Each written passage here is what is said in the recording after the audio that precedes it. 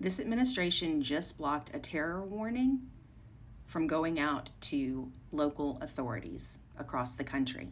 And the reason why should absolutely infuriate you.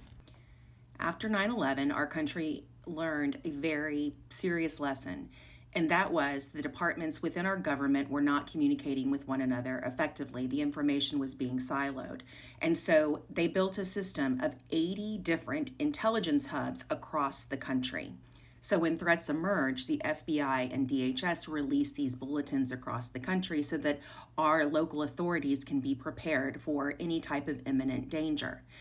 After the United States started their war in Iran, they did just that. They did their job. The DHS, FBI, and the National Counterterrorism Center released what's called a JIB, which is basically a Joint Intelligence Bulletin. They released a 5-page bulletin that the White House then blocked. The title of the bulletin was called Elevated Threat in the United States During U.S.-Iran Conflict.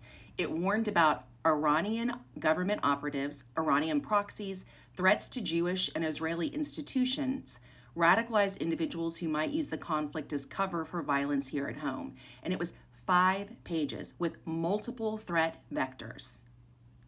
Done. Ready to be sent. And then the White House blocked it.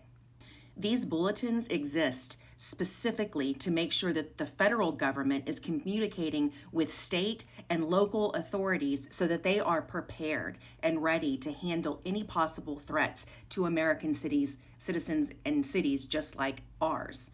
Here's what makes this whole thing worse. They released one of these reports before Black Lives Matter protests.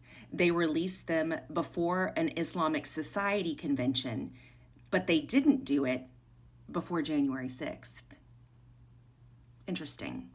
And a huge failure, specifically because Trump said that these protests in DC would be quote unquote wild. So, if this system was built in the ashes of 9/11, you have to ask yourself, are they playing games with our safety at our expense for midterm polling numbers? That's what I want to know. And that's the question every one of us should be asking. As always, I try to link my sources in the comments. You can also find the majority of the articles that I'm pulling from posted on my Blue Sky, which you can find on my LinkedIn bio. Like, share, and follow. This story isn't going away, and I expect it will develop greatly over the course of the next week. Have a great Sunday.